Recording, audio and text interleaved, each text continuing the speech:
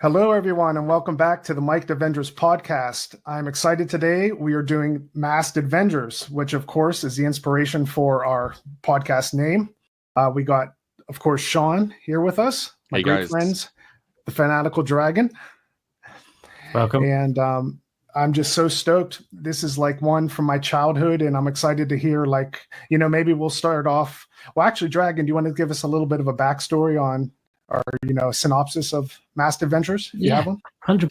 I think hard to find a decent synopsis for the movie because there's quite a lot going on. IMDb has the worst.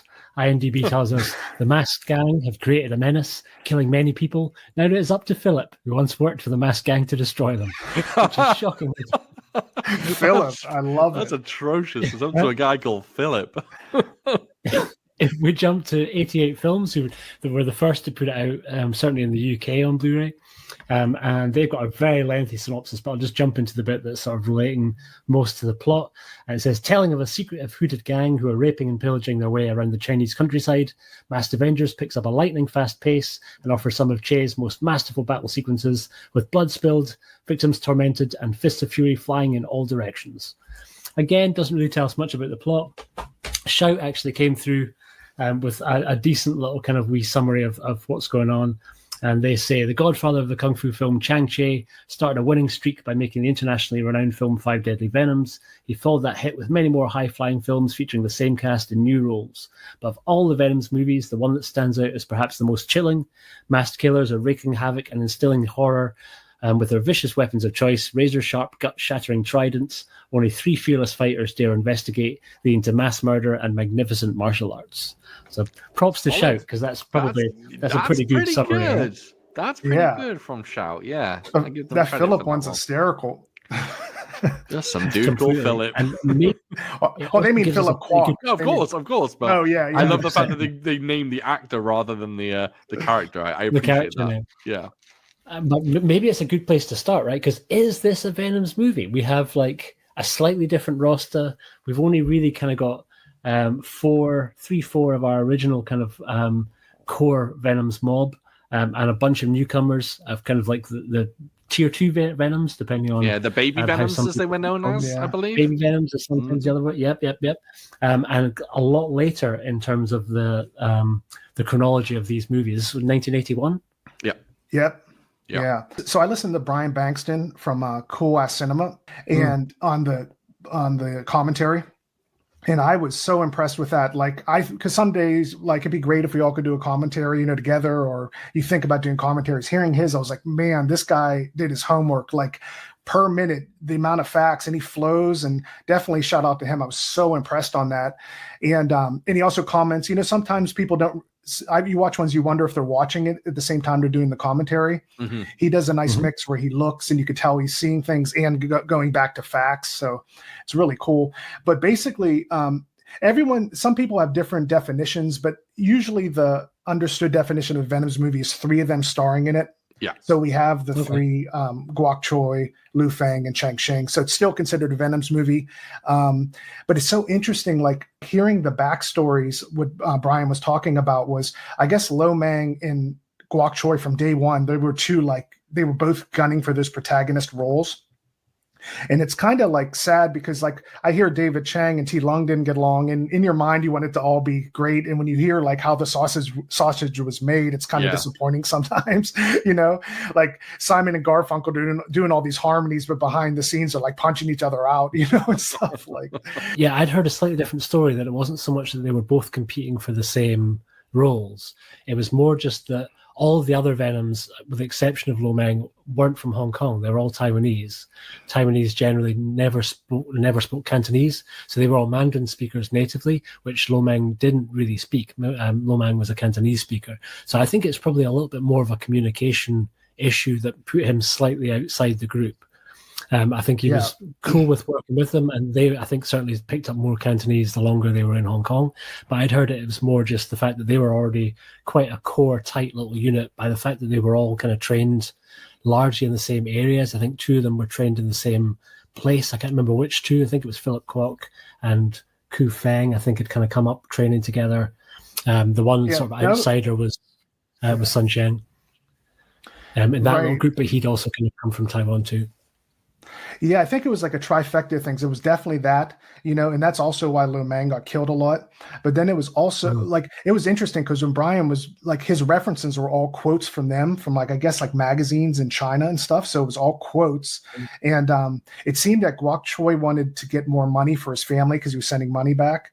And it seems like Lo Mang kind of wanted a little more of the fame. Like he wanted to get that protagonist role. I can see that.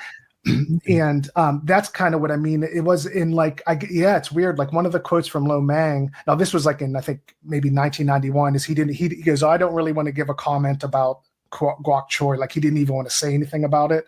So it seemed like, definitely check out that commentary. It opened my eyes like, wow, there was a lot of stuff going on. But I think the gist of it was Jackie Chan. He when Drunken Master, like when you start seeing the box office, it was crazy. Like they were trying to hit, I guess 1.5 million was a great thing for the Venoms, and Jackie with the Snake and Eagle Shadow and all that got up to 6-7 million. So then they did Shaolin Rescuers to try to bring in that comedy a bit, to mimic the Jackie Chanisms. But I guess what happened is like their movies start going down and down. And I think Daredevil's, I actually didn't pay attention to I didn't know much about the box office, but I guess it affected the trajectory more than I expected. And I guess Daredevils did like 800,000 compared to that 1.5 million. And then Rebel Intruders did even like worse possibly. So it kind of, Chang Cheh split them up and start doing more wuxia, going on his friend's books. I can't remember his name. Cha was the guy that did like all those books. And surprisingly, in my head, I thought Brave Archer and his mate and all those would be like the worst of them. The ones on the books did better than when they tried to do like the standard Kung Fu ones again. That's interesting. Mic'd Avengers was a flop, right? This was a box office flop. Yeah, comparatively. This was, I think, 900,000. Did Banks mention if this was kind of Chang Cheh's attempt to try and do an ever so slight Five Venoms remake? Oh, 100%. He definitely referenced that. And he said some things that made me think, like, in my mind, Daredevils is like their peak of them doing all those somersaults. But he kept calling this like one of the most Peking opera-esque. And I guess I don't know enough about Peking opera, but I guess a lot of them have a lot of deaths on the stage or blood and stuff, and they do like a tragic death. So hearing him explain that, it's like, oh, okay, like this is more Peking opera. If you had asked me before, I'd say this was the least Peking opera one in my mind, It's interesting. I think there are certain elements. There's a lot of, if you look at it carefully or if you pay attention, there's a lot of like trampoline work in this one, a lot of like flying through the air and kind of spinning and things like that. There's that element, but straight up like tumbling. There's not much of that in this one, especially because Chang Cheng has a very different role in this one. He's usually, the goofy, comedic, lots of backflips, lots of flipping all over the place. In this one, he plays it relatively cool and calm. And to be honest, if we can start leaning slightly into opinions a little bit, this is my favorite Chang Cheng role. I absolutely love him in this film. I think he's fantastic because I liked seeing him away from that goofy kind of almost childlike role that he sometimes plays. I mean, obviously it's mostly in Crippled Avengers where he goes completely crazy. But I don't know. I like him in this one. I like him with more kind of honorable and kind of straight man. I think it's my favorite. I love him in Legend of the Fox as well, when he's got the kind of great mustache. I really dig him in Shanghai 13. I think Shanghai 13 might be my favorite Chang Cheng performance, where he smokes every single fight sequence that he's in. And it's a kind of great mix of, like, he's still doing some comedy beats, but he had a lot more range. And we should shout out, Jason, you just did your little short on the sad demise of Chang Cheng, right?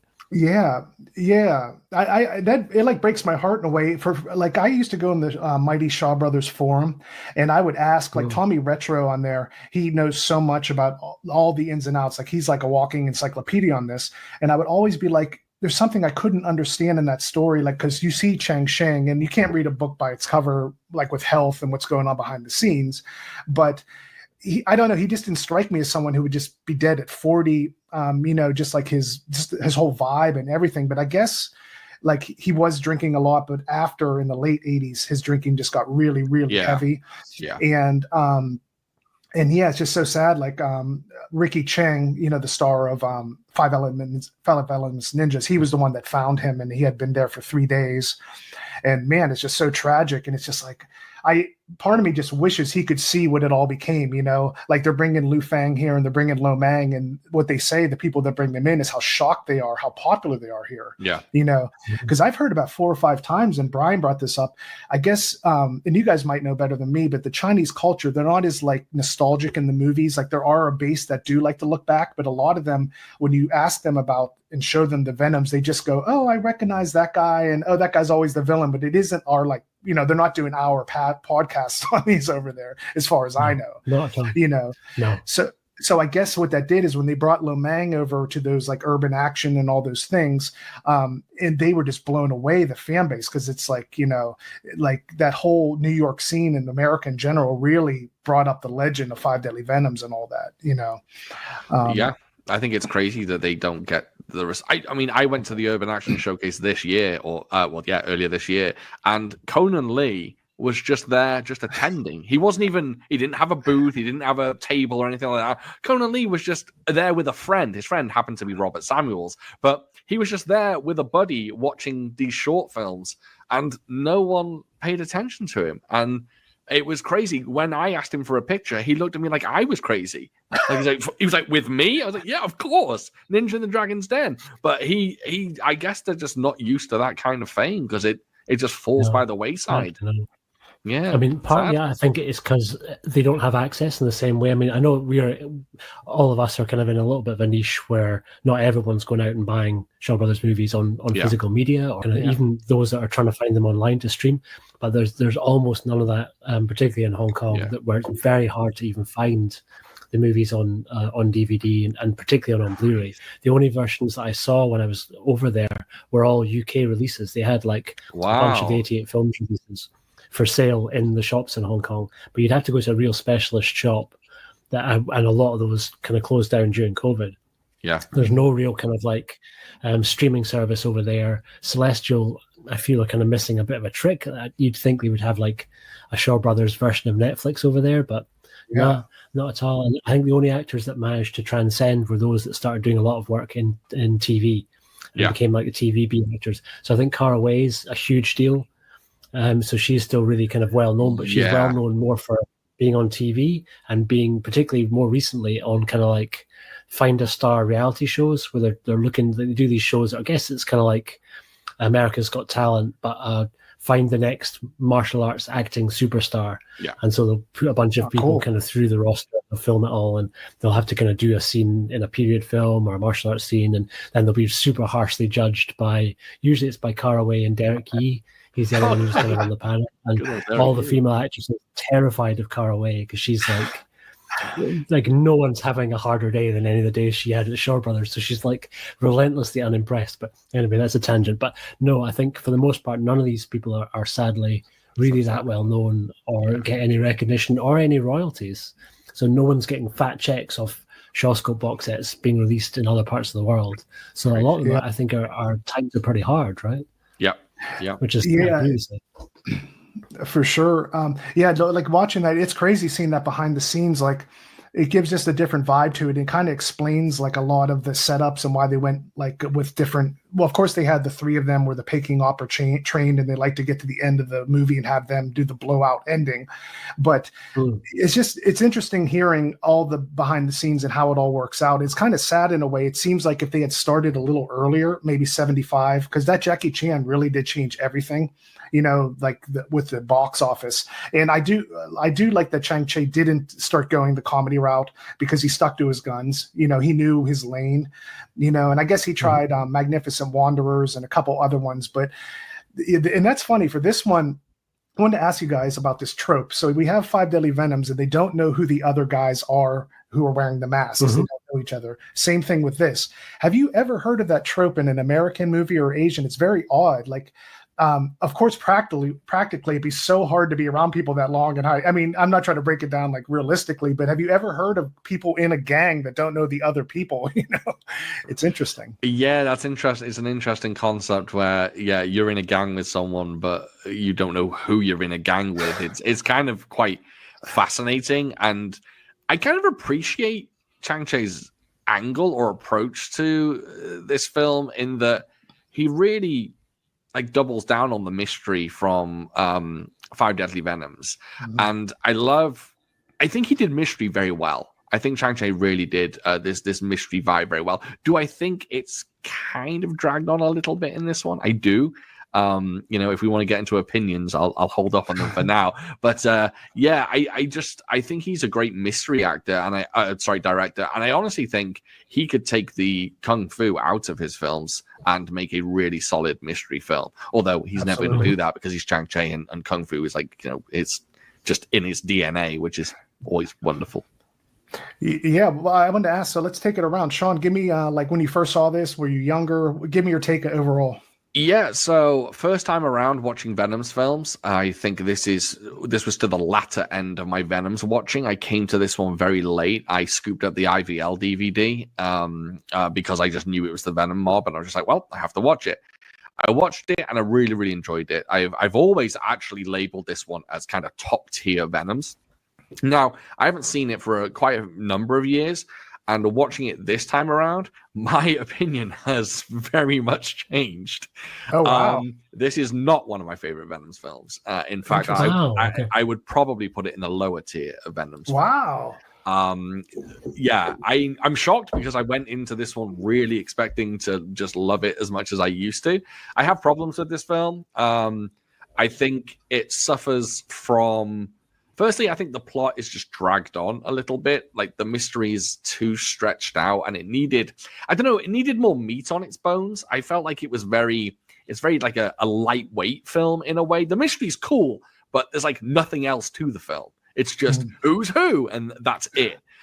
Also, this film commits the ultimate crime. I'm gonna say it. There aren't enough fight scenes in this film. There aren't enough. Now, the finale may be one of the greatest finales in Kung Fu cinema history, let alone Venom's history. The finale in this film is unbelievable. Again, I have problems with it. I have issues with it. But as a whole, it is absolutely wonderful. I think this film is good. I will go on record as saying it's good. I just don't think it's like the 5-star classic that I once thought it was. I feel like the sets have issues. This is a very claustrophobic film. I feel like all the sets are very contained, and it's not I don't know. The world doesn't feel big and lavish like many Shaw Brothers films.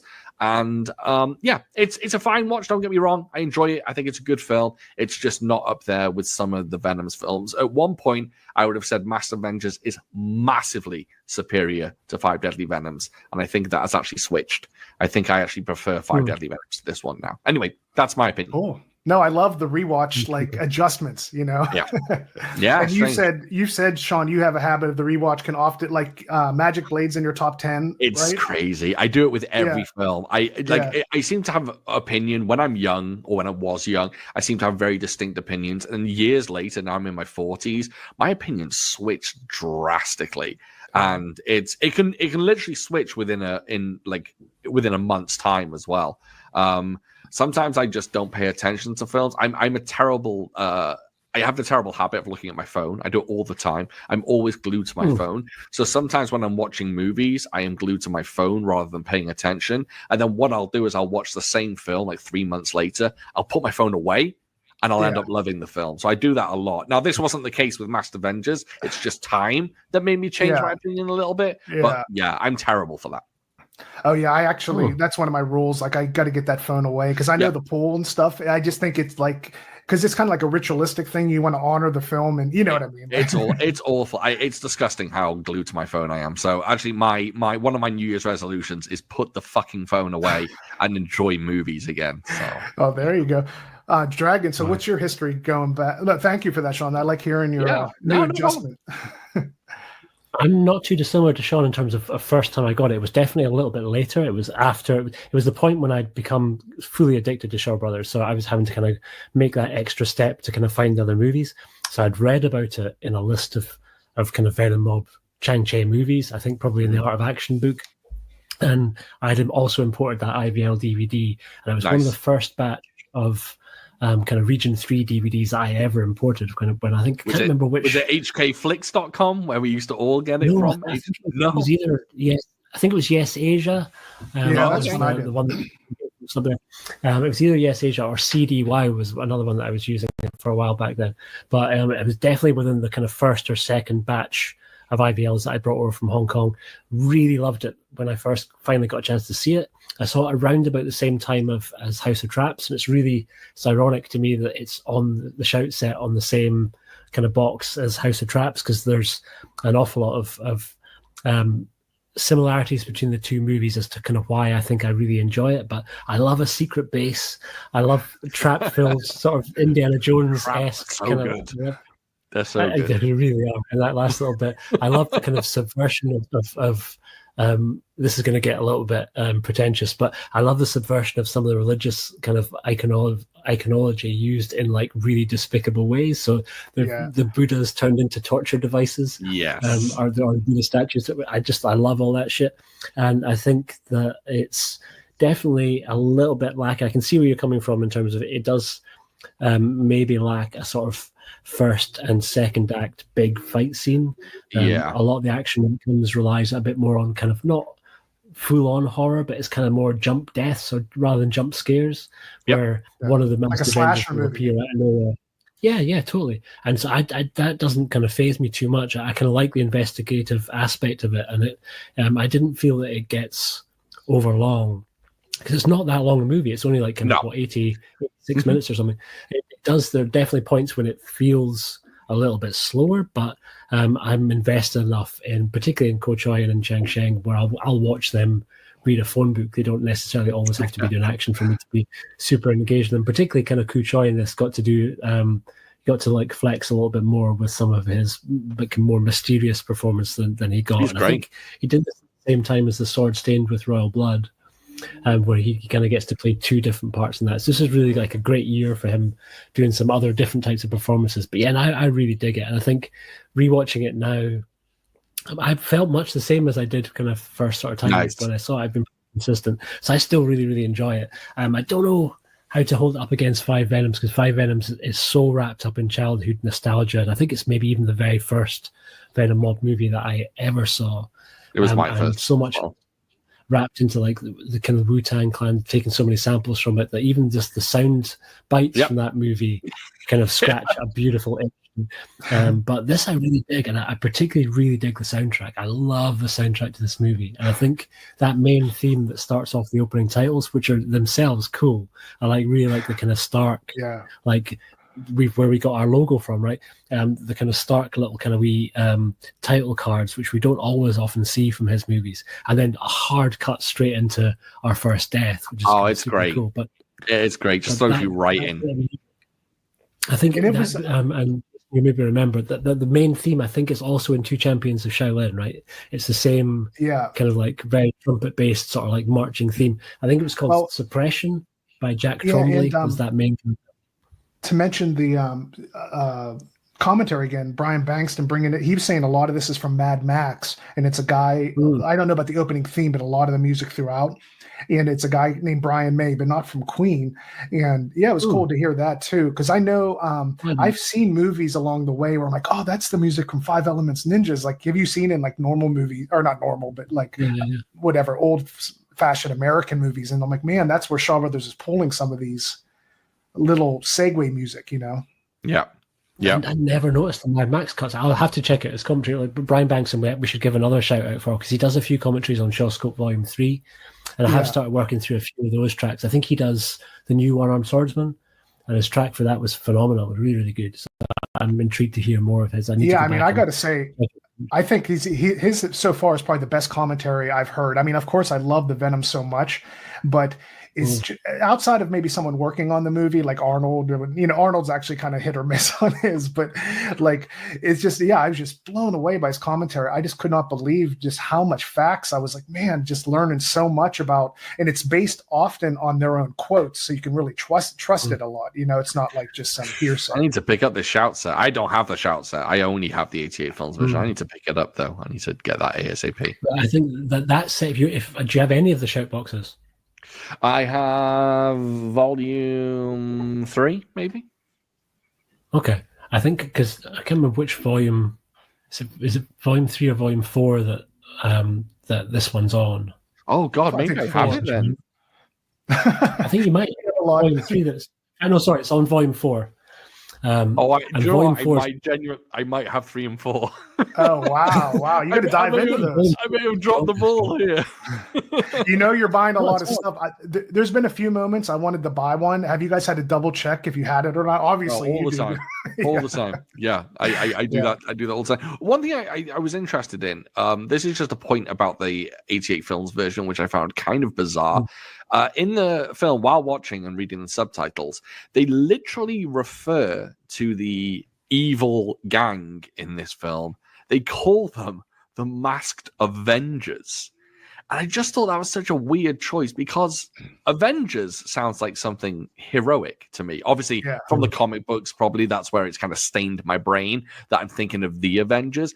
In the Shout version, do they call them the Mic'd Avengers, or is it the Masked Gang or anything like that? No, it's Mic'd Avengers. They do. The Masked Gang is only from the English dub, or maybe dub titles that match the English dub would say Masked Gang. But I thought that was weird too, because in my mind I'm like, okay, they're getting paid to do these executions. Yeah, and is there a chance that the guy who's paying them, it's a noble thing and they're avenging something good? Right. I highly doubt it. Masked assassins, masked bandits, something like that. But Masked Avengers seems like an odd choice. I mean, I get it. It's a very cool title. Hence in my mind, I thought the Masked Avengers were like Guok Choi because he only put the mask on a little bit, but he was the one avenging. Like maybe I don't know. Yeah. I found that quite interesting that it was Masked Avengers. But I need to look for that Shout set. I think that the Chinese title's definitely different. I think is it like double crossing or the Chinese title? Something going. Yeah, I did a rough translation. Would you say? Does Brian mention that on the commentary track? Does he kind of speak about the original Chinese title? Because I think it's something to do with the actual trident. It's like one of the words that. He may have. I didn't catch that. Yeah, but I definitely got what Shaun was going on. It's interesting. The Masked Avengers. It doesn't quite line up with what they're doing at all. Yeah, no. I didn't feel it much at all. But I have no problems with the rest of the subtitles or anything on the 88 Films version. It's a pretty great release. I enjoyed it. Did the 88 one towards the end start calling like anytime that Chin Siu Ho, who's also great in this, and didn't get a chance to mention him before, very young, but super on fire. A lot of the better action in the first kind of 2/3 of the movie comes courtesy. Why is he not a superstar, Chin Siu Ho? Why is he not up there with Jackie Chan's and Yu Biao? He's fantastic in everything. They covered that in this. Like they brought him in, like they all brought him in to see who would like break away from the pack. And I guess Run Mei and the Shaw brothers saw that he had so much potential, so they like pulled him away from the Venoms. And I don't know his other. He did I guess he did like a modern day movie Brian mentions, and it did like really, really well. So they tried to take him that direction. I don't know like the whole thing with what went on with his career, but I think they saw him, and he's so young. I think in 2 Champions of Shaolin, he's like 18 or something, or like mad young. And they saw the potential, and they started putting him in a little more like modern things. I can't remember the name of the movie, and he did much better. I think that's why he didn't quite go back too much, Yeah, it's strange. His career. Yes, I still think most people know him from Fist of Legend, or most people in the West will know him from Fist of Legend. It's kind of been like the kind of senior classmate of Jet Li at the school where his masters died. And he also did the Seventh Seal, kind of amazing bonkers Cat 3 movie that did really one of the best. Well. One of the best. Yeah. Seventh Seal. We should do that on the podcast. Absolutely. I would love to do that. That would be a great watch. I'm at your guys' mercy. On some of these. It's a great film. Also, another person that stands out in this one, who I know very little about, is Chu Ko. I don't know much about this guy, but I looked up his career. He had a very strange career in that he's kind of he's had almost like background roles in most of his films, and then all of a sudden, like the Venoms pick him up and start putting him in a few films. They give him a big role in this, and then he's not in anything else much after that.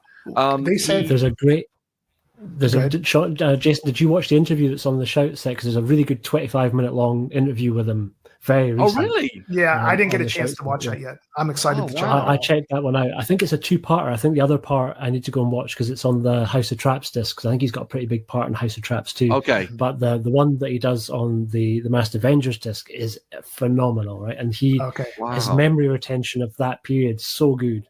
and he literally talks through how he met Shang-Chi, and everything about that story is really charming, and how he comes across is just really cool. He speaks about what he was doing before. He speaks quite a bit about why the trident, because he's got that amazing bit in the last act, right, when they're facing off, when he kind of does this display of the trident where he's spinning it on one arm, he's spinning it around his back, and then he holds one of his legs up, and so cool. That's my favorite part of the movie. That's my favorite. Hard to top, right? It's an incredible little kind of bit of performance. Well, that's all him, right? That we'll talk about that in a second. I like that particular bit, but you know the bit when they're like flipping it up with their arms and it's kind of flying up and he's catching. I don't like that. I don't care. For that. You mean like where they have them flying in the air? That stuff. Basically, a lot of the trident twirling in this, when they're like throwing it up in the air, it feels a little too much like baton throwing, and I don't love it. But they're spinning around the back and stuff like that. I love. Yeah, when he used his arms though, that wasn't like wire work. He was really doing that. Though. Oh no, I know. Yeah, and I appreciate it for what it is. It just as part of the film, I think it's almost. You felt you were like in a gymnastics competition. Yeah. It felt a little too, showy. Yeah, and I don't necessarily love that. Although as a actual talent, I'm loving it. You know, I'm like, oh, how does he even do that? Yeah, it was said that he wanted King opera trope. Yes. Yeah. So it was said that he wanted to be an action director. In his fame and being on screen, he didn't care about as much. He wanted to really be an action like choreographer. And him on screen, when there's that fight with Chang Shang, and when they're trying to confront Guok Choi in that little outdoor like area, and at nighttime, and that's like there had been a lot of drama, and that's like we're getting that fight. And Chu Ko, he is just, my gosh, every movement you could tell, kind of how like Lau Kar-leung is the choreographer when the choreographer himself is actually in there, and they often Guok Choi of them were the choreographers, but there's something about Chu Ko owning those moves. I mean, his flips, he looks incredible. He's amazing in the film, and that's why I've never really understood why he didn't get more shine. He did go on to choreograph the incredible film. I hope everyone's seen this one, Ninja Hunter, aka Ninja versus Wu-Tang. It's a fantastic film. It's got Jack Long in it from Mystery of Chess Boxing, and he basically steals the souls of women by taking all their clothes off and like taking all their energy from them. It's wonderful. It's an incredible film. But he choreographed that film, and it's a very, very decent kung fu film. Wow. Yeah, I'll give a little bit in the interview. No, so on you go, Jason. Oh no, I was going to say I'll give a little bit of history on how I got into this movie. Just before you, I want to hear that. Just before you do, I'll close the loop on the Ku Choi stuff, because he does speak a little bit about why maybe he didn't do as many starring roles, and I think a lot of it came down to money ultimately, where he was very aware that he was needed to try and basically provide. He was already married when he, and I think in his mid-20s when he first met Chang-Chi, he was teaching at the Peking Opera School in Taiwan. So he was basically kind of one of the instructors teaching the new kind of generations that were coming through. He'd done a little bit of stuntman work in a few movies. So he'd stunt doubled for Beardy and for kind of a couple other kind of quite big performers who'd come from Chang-Chi's roster of talent. And that was, I think, one of the things that helped get him the job when he met Chang-Chi. Chang-Chi had come over to Taiwan to do a casting. That was kind of when he first met him. But he had 10 months left on his contract as a teacher at the Peking Opera School. And he kind of didn't want to dishonor that contract. He wanted to stay loyal and not basically just leave on a dime to go and make movies with Chang-Chi, which Chang-Chi, I think, really respected. And Chang-Chi said you can find, there's a quote which he says that Chang-Chi said to him that it stuck with him for years, when he said it's very easy to find soldiers, but it's very hard to find a general. And he felt that with him, he'd found somebody of good moral upstanding, right? So he had the skills, but he also had the character that he wanted to stand by. So Chang-Chi amazingly said, I'll wait 10 months. 10 months is not that long to wait for good talent. So there was quite a long period after him initially getting signed before he started making movies. And 8 months into that 10-month period, he ripped his Achilles tendon. Oh, I think I heard and never really fully recovered from it. So he said he tried his best to kind of get back up and running, but when he was basically walking wounded when he did Mic'd Avengers. And I think I never felt that he was able to get back up to physically to the heights that he was at before. And so I think probably a lot of that mixed with him wanting to go where the cash was, and there was more cash as an action director than you'd get as an actor. So I think that's kind of why he did less starring roles, because only like 25 or 26 movies, I think. Yeah. And then he did almost as many, like 14 or 15 roles as an action director. But anyway, that's enough about the wonderful creature. We'll come back to him again. Jason, tell us your thoughts. Oh, yeah. Cool. No, thanks for that. That's great info there. So my story on it is I had moved to New Jersey from Pittsburgh when I was young, and my dad had a job transfer. So I was like out in this farmland. We had an acre. And so you're in kindergarten, first grade, you don't hang out quite as much, especially you're out like in the boonies a bit. Yeah. And so just flipping through television, I somehow stumbled on, I guess it was Master Killer. Sometimes I have trouble remembering the first one, and I saw 36 Chamber of Shaolin. And it was on Samurai Sunday. So they would play him at like 11 or midnight. And then the next day it'd be on like 11 o'clock.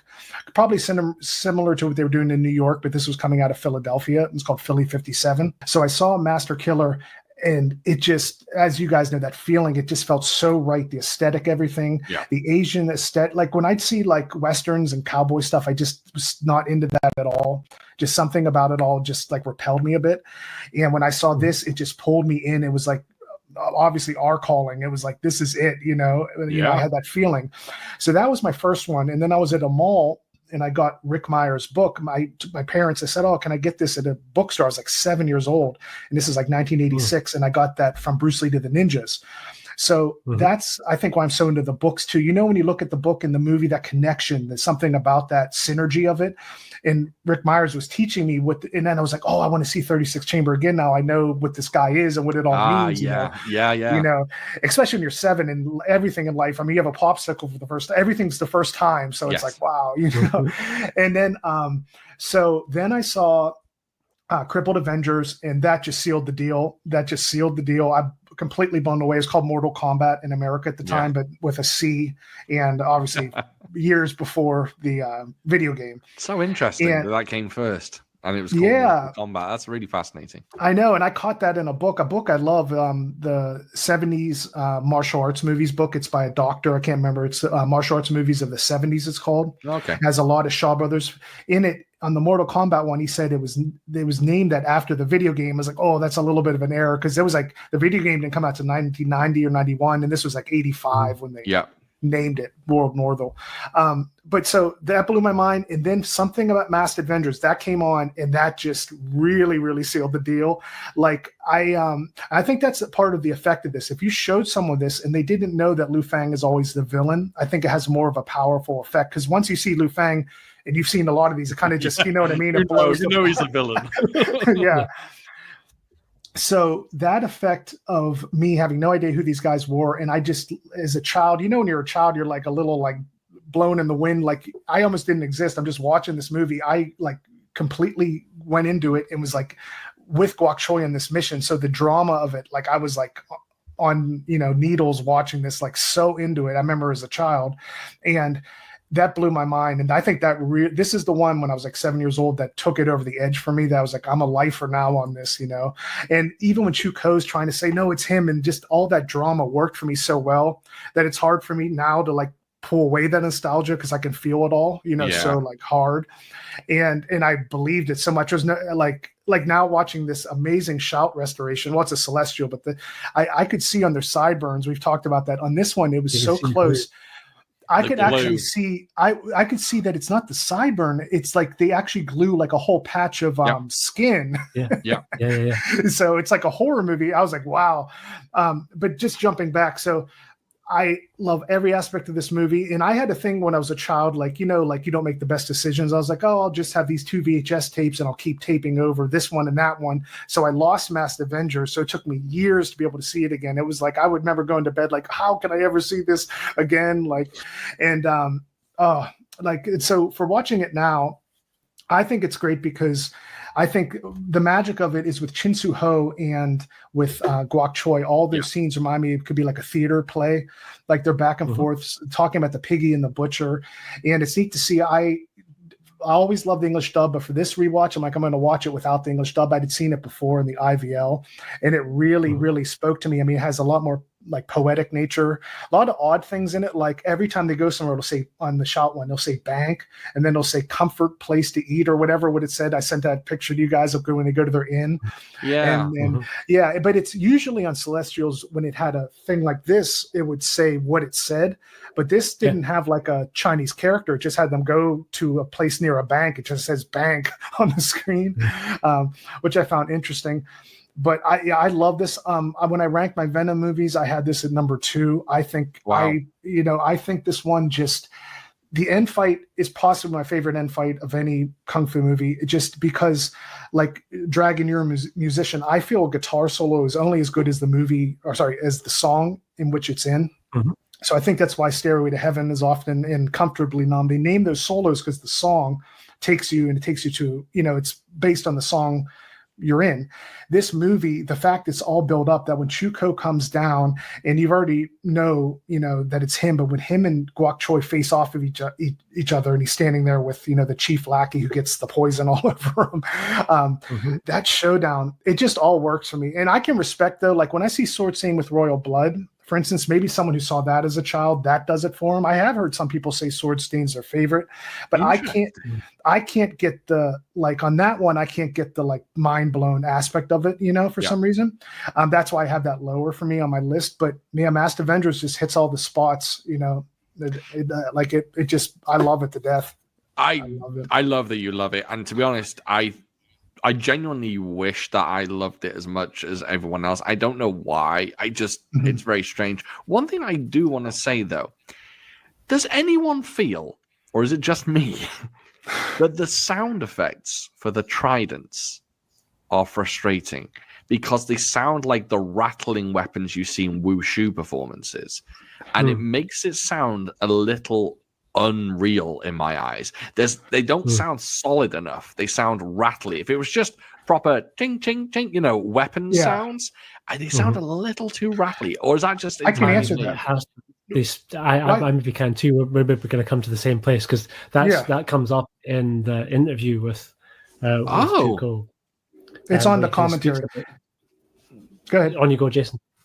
I was just saying, I'll back you up. We're saying the same thing. Yeah, that little section below the trident is made to make a noise. It's like a bell effect. Yeah. So it's made to rattle. That's why when they're all going to kill someone, they're all shaking it. But I think while they're fighting, they're throwing that in a lot, if that's what you're referring to. So it's not just like a spear hitting. So that's why when you watch them, they're always shaking it because it's supposed to be like basically, it's like you're about to get killed by these guys with tridents, and to make it worse, it's doing like a rattlesnake death rattle. Like, wow, okay, that is very interesting. I didn't even put 2 and 2 together there. I mean, I knew they were rattling it, but in my head, I was just like, why is this happening? But I get it now. Oh yeah, that's okay. Were you going to say the same thing, Dragon? Kind of, yeah. I mean, definitely about it having a little bit something that makes sound, but it was also it's well known because it's a big part of the story of Journey to the West, which I think was one of the story of Monkey heading to the West to kind of bring back the Buddhist scriptures is kind of probably one of the best known stories in sort of in Chinese mythology and my all-time favorite book. But there's one character specifically that they come up against during the travel who uses one of those tridents, and so that's one of the kind of the elements of the book that's most turned into an adaptation on stage, because the kind of moves in the book are really kind of clearly outlined, as is the sound, and I think it's kind of one of the things that he mentioned in his interview, because he was sort of saying they knew that they were going to be basically doing that same move that was basically Monkey getting impaled by the trident was kind of one of the particular shots that they used quite a few times through it. So the kind of sound is really, really important, because I think, like Jason says, it's kind of meant to be an extra element of terror to that weapon that kind of it's got so many kind of different levels to it.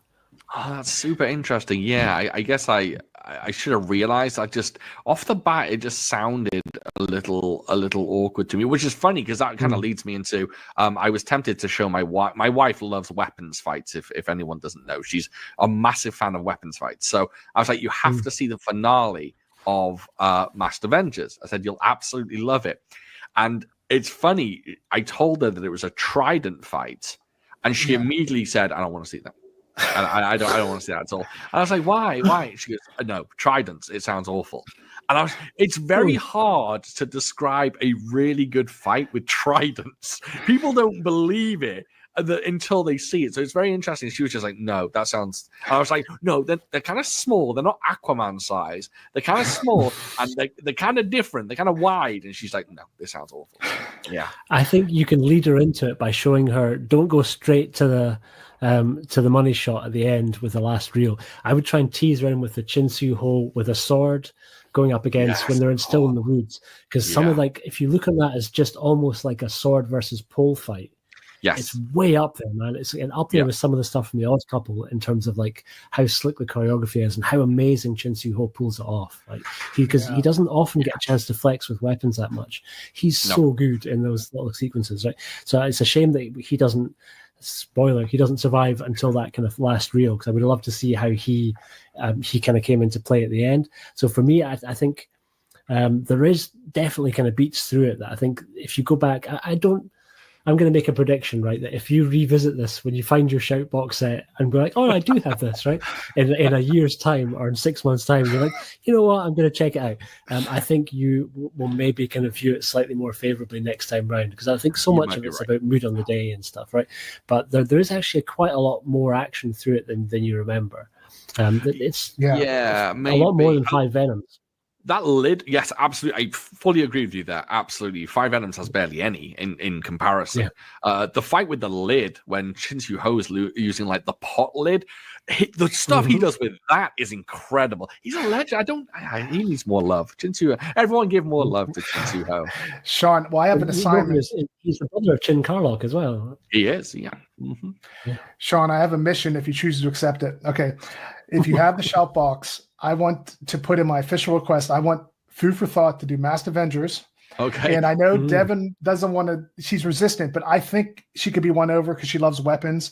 And and I know, this might sound a little defensive. Dragon said mood of the day. I think you might have had more of a critical mind when you watched it yesterday, but which is good to have, which is great. I just think maybe there's a chance, because I love it so much, you could see it in a different light watching with Devin, you know? You're absolutely right. And I think it's strange, right? Because I never used to like Five Deadly Venoms that much, simply because I didn't like it as a mystery and I didn't like it as a kung fu movie because it had so few fights. And then years later, I watched it again, funny enough, for Food for Thought podcast, and I really enjoyed it. I thought it was a fantastic film. And I wonder if I'll end up kind of going full circle with Mic'd Avengers and watching it whenever and just going, oh, actually, I do like this.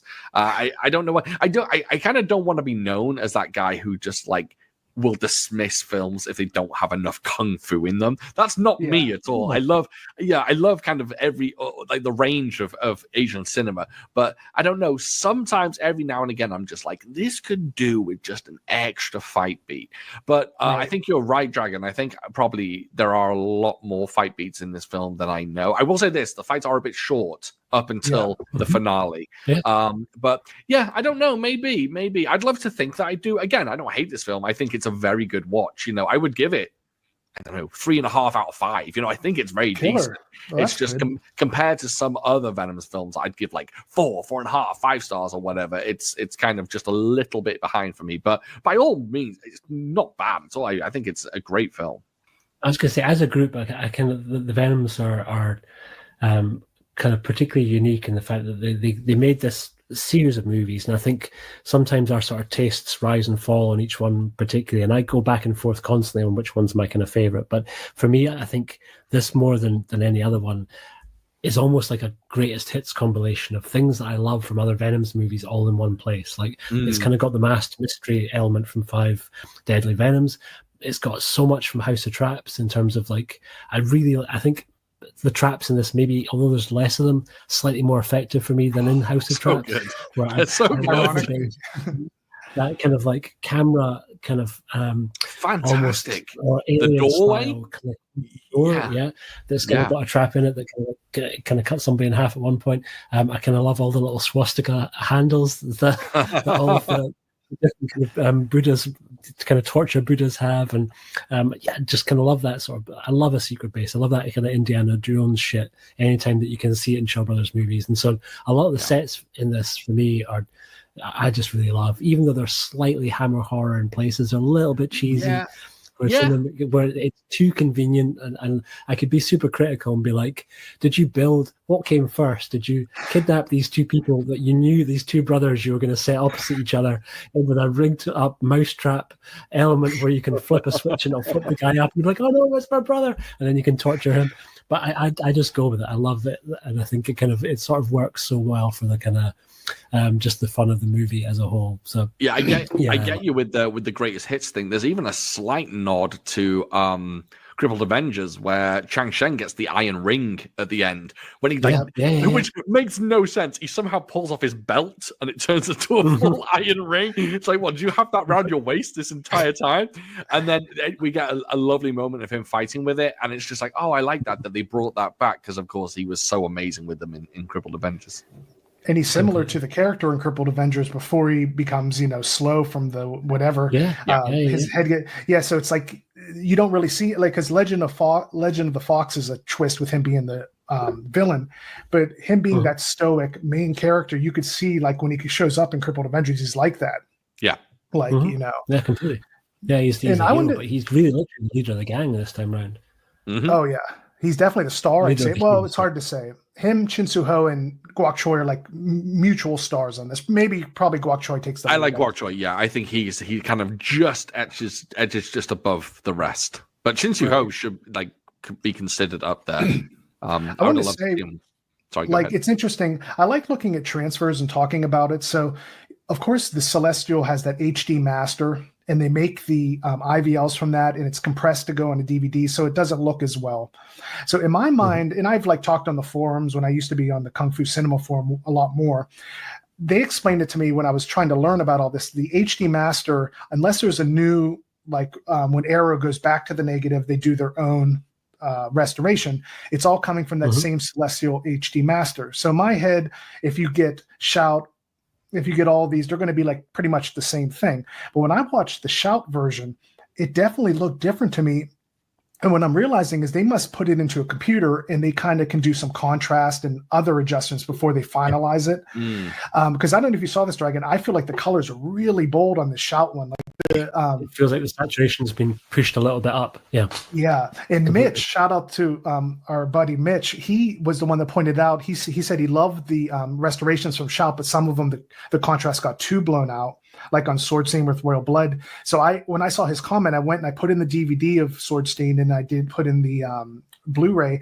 And it's like the blacks are so black, but when they're at a scene where he's climbing on rocks, it's that black crush where you can't see the separation a little bit. It's all blacked out. So I think this one's right on the edge. It almost looks like a painting at times. It's like, wow, that is really colorful. Wow. I thought it looked so good though. The 88, I would say, is a little more natural and closer to the IVL, just like a natural look. But this has it's kind of like on a video game, when you put it in game mode and suddenly, like if you're playing Madden, the grass is so green, like if you put your television on game mode. Yeah. So it looked really good. That in this year, the craziest thing we have to worry about is which restoration of an old school Venom Mob film is better than the other. I know. It's so I know. Problems to have. Great problems to have, guys. I think. I tell you, when I did that I did a bootleg video for YouTube. I went over all my bootlegs, and I said, you know what? It's on an HD TV. I just want to put in my VCR and just see what I used to watch. And of course, it's a lot worse than on a CRT TV. Yeah. Oh, was it rough, man? It looked like borderline a Hanna-Barbera cartoon, because this is like a 6th generation copy or something. Like, I can't believe the stuff we watched back then. I just saw the recent. I haven't bought it yet. I'm actually buying it today. I just saw the recent restoration that Criterion did of Eastern Condors, and it looks even better than the Eureka version. And I was just like, wow, yeah, it's crazy, isn't it, that we used to watch these in the worst format possible. Oh, I know. And now they not only have they released a Blu-ray a few years ago of this film, which was incredible, Criterion have upped it further and made a slightly better version. So it's just like, have you seen Eastern Condors, Jason? Yeah, I've seen some of the Jackie Chan ones back in the day that I didn't love. I didn't watch again. What's the one where he's flying in the air at the opening? Like he's like airborne or something? I don't know. Is there something where there's like, when someone loses gravity, like a Mission Impossible thing? Is that the opening of one of those ones? No, Eastern Condors doesn't Eastern have Condors gravity in is Sammo Hung. It's Sammo Hung film. Eastern Condors is Sammo Hung. So I'm thinking Operation Condor. Is that what I'm thinking? Okay, sorry. Yes, you're thinking Operation Condor. No, this is going to be a hot take. For some reason, I am not like the biggest Sammo Hung like fanatic. I think I know. Well, here's the thing, listeners. The dragon makes surprised, shocked face. Home Alone faces. I know. We just lost every subscriber. Okay, no, I think he's an amazing director, untouchable choreographer. I don't know, his screen presence, I gotta be careful what I say. I know people love him to death. It just when I see him in action though, what'd you say? 2 of them right here. Yeah, I know. I love seeing him in action. It's just something about it. It's just like, I don't know how to explain it. Him as the hero. I'm not always sold on it or something. I know he has an ironic nature of it too. You know what I mean? He always takes a different angle. Enter the Fat Dragon. These different things where it's not your Guok Choi. Like he wouldn't be in this Mic'd Avengers role. And man, his movements are incredible. It's just something like when I see a Sammo Hung movie, I don't like go crazy, but I'm willing to be kind of like, I'm willing to change my tune on that. It's not a hill I will die on. You will change your tune. At this point in my later years, I've kind of come to love Sammo Hung's movies from that era more than Jackie Chan's movies from that era. Yeah, Sammo's my favorite because of that's cool. I think his choreography is kind of so relentlessly brutal, and nobody is spared, right? So he has a kind of a very equal opportunity to pain. Yeah. So it doesn't matter who he's going up against, but whether it's women, whether it's men, whether it's animals, everybody is basically kind of having the same sort of rough ride. Women dressed as men. Yeah, quite often. And I think nobody hit harder. Yeah. Well, a few things really, but it's the second. Yeah, you're right. It's My Lucky Star. It's when they're in Thailand. It's the kind of but there's a brutality. I think he was one of the first to kind of start introducing that kind of power powder of like kind of dust to show the impact of hits. And as a director, he's massively underrated. But we'll save that for when we're doing an invariable Sammo movie at some point, and we can kind of dive into that. But yeah, Eastern Condors is phenomenal. Awesome. I have to add in before I forget, not my favorite part, but a great thing in this commentary was, how on some commentaries, even over the past couple of years, some of them were even still talking about Chang-Chi and the homoerotic overtones. I felt Brian put the death nail in this. He talked to Lu Feng about it in person, and first off, he thought it was so ridiculous that he would say that about Chang-Chi being gay. And there's some rumors that Lu Feng was a gay character in this. I have no idea why. Maybe he has a tassel or something. Oh, you've heard this? Yeah.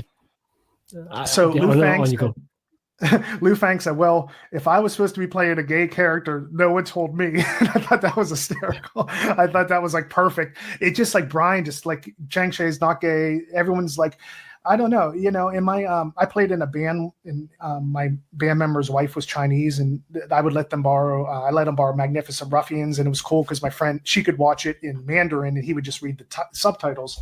And I did ask about that scene where they're going into a bath, and they wanted the girls out of the bath, and they got in there, and they're like whipping each other with towels and stuff, and when they saw the girls, like, no, get them out of the, and she said, no, that's just a cultural thing. Like, it's not that I was believing. I just thought maybe that was often used as the evidence of Chang-Chi, kind of like, like it's just more about the male camaraderie. And Dragon, you've said about bathhouses, there's like a order of like, I don't know what you call it, order of conduct or whatever. It's just how it was going or something. It wasn't them saying we can't see a nude woman, we want to be with us in the bath, Completely. Yeah, but all to bring it. Yeah, all to bring it back to say, I loved how he just kind of used Lu Feng to say, we're going to the source. He's like, no, I would know if this character in the script was supposed to be, That's awesome. It's good hearing that he's addressed it in this commentary, because he also speaks about it in the new One-Armed Swordsman commentary on Shawscope Volume 3. And he spends probably about 10 minutes on that commentary track completely debunking that myth, right? Even going back to where it started from. And I think the place that I'd heard it originated from was also what he kind of backed up, so I kind of feel confident saying all this stems from Stanley Kwan, the director of Rouge, made a documentary quite early on. I think after he made Rouge. So he made Rouge in 1987. And then in 1996, he made a documentary called Yang plus minus Ying, Gender in Chinese Cinema. And he basically ambushed Chang-Chi. And he went and kind of interviewed Chang-Chi when Chang-Chi pretty close to death at this point. And Stanley Kwan himself is gay. And so he put it to, and when he was growing up, found these movies, I think, quite erotically charged as a young gay man watching semi-naked guys. So he basically alluded to the fact of, like, well, surely this must be coming from somebody else who is also gay. And so he basically kind of put this to Chang-Chi, who'd been happily married for a long, long time and was never 100% not gay. And basically kind of suggested to him that all of this was just his closeted gayness. And Chang-Chi was really quite, I think, taken aback by it, wasn't expecting it, and addresses it in his book. He kind of writes about the fact that he'd kind of basically been kind of ambushed with this question. He didn't really understand where it was coming from because that's not his mentality. It never has been. And I think Stanley Kwan later reneged this. So about 10 or 12 years after making the documentary, he realized that was me entirely bringing my own perspective and bias as somebody who's gay to his movies. So my interpretation wasn't the interpretation of the director. And so he basically kind of backed off of that fact. But by that point, the kind of damage was done because that documentary did so well in film academic circles, and even more so in this day and age where it's seen as being an incredibly progressive documentary, because kind of there's not that many kind of gay Chinese or gay Hong Kong filmmakers where it's given an awful lot more weight. And so all the critics, the sort of Tony Raines and the Simon Abrams of this world, latched onto that documentary, what it was saying about his movies, and just took that as absolute fact, right? So even though the guy who made the documentary since said, I was wrong, that was not the case, that was me just bringing my own, I don't want to say agenda, but my own perspective to it. Projection. He's projecting.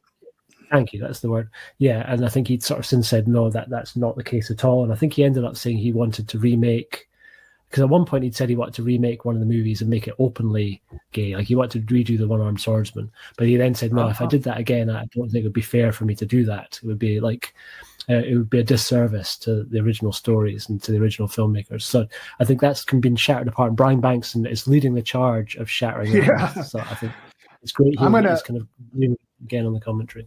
Yeah, I'm going to message him because when I did, when I was trying to figure out Ninja and the Deadly Trap, like the whole story behind it, I did a video 3 years ago. You know about that. You know that video, Dragon. And recently, I guess after he did 5 Elements Ninjas, he was maybe looking on YouTube. He commented on that old video and said, oh, here's some of the inside, like things are missing, or like he knew all the insides. And he said, I was getting my info from Tico, the guy that wrote Chinatown Kid, the Fu Sheng documentary. And he was saying, yeah, I actually, Brian said, yeah, I was the one who posted on Cool Ass Cinema that Pao Su Lee had to go over and help them finish off Ninja in the Deadly Trap. And what I love about his commentary is you have this box set, and now you have it too, Shaun, apparently. And, like what I love it is he knows exactly in each one of his commentaries. He goes, so if you like what I'm talking about here, go watch 5 Elements Ninjas because I'll explain longer about what this is all about. And I have to say, as we wrap up here, Chang-Chi, he has to be the greatest guy ever. Like everyone adores him. I don't know if some of it's like, like in Chinese culture, like sometimes they're saving face. He might not say bad stuff in public, of course, but it seems like whenever Guok Choi and Chang Sheng went over to do Ninja in the Deadly Trap, he went over to help them. He grabbed a couple guys to kind of like replace them a bit while they were doing it. He sent over his assistant. It was all with his blessings. And I mean, outside of like a little bit of that friction with Lau Kar-Leung, I can't think of anyone else who has a bad thing to say about Chang-Chi. Like he seems like also the type of guy that he was letting like the woman who is in Sword Scene with Royal Blood, who's playing like trying to look like they think he's a guy, but it's obviously the girl in Sword Scene with Royal Blood. I can't remember her name. He would let her just do his like assistant direct a scene. And then he said, oh, you can pick the best takes and stuff. And that's what he started doing with Chang Sheng. But Chang Sheng was so good at it. They said Chang Sheng, unlike his silly roles, he could be silly a prankster, but then he could flip and be that serious role. And that's in assistant director mode. He was like great. That's why if you look on all Chang Chi's, like not all of them, but a lot of the Venoms, he's right there in the credits, with him. Completely. I think he was an incredible mentor, and he really liked kind of giving people a chance. His book, I think he sometimes takes credit a little bit for things that I don't know the ins and outs with. Particularly, I think he takes a lot of credit for Lau Kar-leung's initial movie choices, as if he was sort of setting them up. And I don't think that was entirely the case. And I know that he did take out a billboard at one point against Lau Kar-leung in Hong Kong, which is pretty wild. So he doesn't mention that in the book. And I think a lot of it is probably based on the fact that I don't think it was necessarily a falling out between the two of them, in as much as it was just Lau Kar-leung had ambitions himself to do what he ultimately started doing when he was a director. And his movies were very, very different and much more pure martial arts movies in a way than Chang-Chi's movies. Yeah. Although they have martial arts in them, you can tell that like Lau Kar-leung was very concerned with honor in the martial world, and particularly the honor of a martial artist. So he would very rarely kill unless our heroes in those movies would very rarely kill unless absolutely necessary, because I think his point of view, and there's an interview, I can't remember where it was, where he speaks about why his perspective was that. And it's like, if you kill someone, they can learn nothing, they're dead. But if you beat somebody, ultimately they can learn not to repeat their actions. So he was more like Kung Fu Batman than he was like kind of murderous, sort of wanting to kind of. I love when you say that. Kill. So I think I love them both, and like Jason so beautifully said, that they are two train tracks, right? And I think all other Shaw Brothers movies we compare against those two tracks, those two constants of like almost any Chang-Chi or any Lau Kar-leung movie that you watch is going to be a good time. So I think for anybody who's, and I need to slightly defend Shaun, for anybody who's listened to this and is slightly aggrieved at somehow thinking that Shaun doesn't like this movie, that's not the case at all. Because I think anytime we're talking about Chang-Chi, it's just different levels of love for that one particular movie. So there's some we love less. That's exactly it. At no point will I ever say, "Oh, Mic'd Avengers is shitty," or like so many kung fu films. They're on a completely different spectrum. It's just like, oh, I like this film less than this other, but I also know it's an absolute classic and I love it. It's just strange. One thing I do love, speaking about Lau Kar-leung compared to Chang-Chi, as a horror fan, I very much appreciate Chang-Chi's violence. His level of violence is just absolutely delightful. I love it. Especially in this film, it's incredible. Oh, I know. This is like, we wouldn't have Heroic Bloodshed without it, right? I think if John Woo hadn't trained under him, there's no way he would have basically gone on to do what he did in A Better Tomorrow and Killer and Hard Boiled. I think all of that really you can trace back to The Boxer from Shantung as kind of being one of the first times, and to a certain extent Vengeance as well, of when he really started kind of experimenting with pushing the gore. Absolutely. That makes me think, on a funny note, I was thinking, if you think of video games and role-playing games, of course, hit points. It's so funny to think of the different hit points in Kung Fu movies. Some of the 60s ones, one sword slash and you're just out of there, or one punch. Not always the 60s, but just like the early 70s sometimes. In this one, I mean, you get a trident through you, pulled out the back. You get another half hour to go, entrails hanging out. And I think that's why it's like a Peking opera thing, because I have to learn more about it. But I think like they would be like bleeding and they would keep going or something. I think there's an element to that that I'm unaware of, maybe. Yeah. And of course, 5 Elements Ninjas is one where that guy's guts are hanging out. It's just funny to think of like some movies. It's incredible, like just how like weak and low their hit points are, and these guys are just like they keep going. Yeah, for sure. All right, guys. Any final thoughts as we wrap this up? I don't think so. I think just that. Oh, sorry, Shaun, you go. No. I was just about to say, to be honest, like I could honestly probably talk about this film for another hour. I think there's a lot to kind of bring up and a lot to talk about, but it's a classic for a reason. It's a great time, and anyone who's watched kind of the surface level Venom's films and haven't made it to this one, I would say make sure you definitely track this one down and give it a go. Yeah, for sure. I love it because Guok Choi, I'm not the biggest fan of Shaolin Rescuers. I had that, I think, at number 11 on my Venom's list. It's not a top 10 for me because I do like Guok Choi when he's kind of silly in Daredevils a little bit, but I love him in this dark role. I love Five Venoms. Life Gamble. I like he's like that troubled, blacksmith. I love when he's just troubled and that's what it is for me in this one. I like, they don't really delve into his past. Of course his past was he was in this murderous gang, but it has to be pretty dark for him to be such a noble man and to at least like participate in this a little bit, in those murders. And So I think there's a depth there to him, Chin Soo Ho, him trying to whittle away at it. And I got emotional when Chin Soo Ho was on that tree and he went to see him, and it just was like, man, it got me this time. I'm even saying it now. I mean, I don't know what it was. It just their relationship and him on that tree, and when he went back to him, it worked, and that's what gave the gravitas of the finale. Because I just want to say there's that like ratio. There's plot to fight scenes, and from being a Bruceploitation fan, I'm very used to like Enter the Game of Death, this much plot.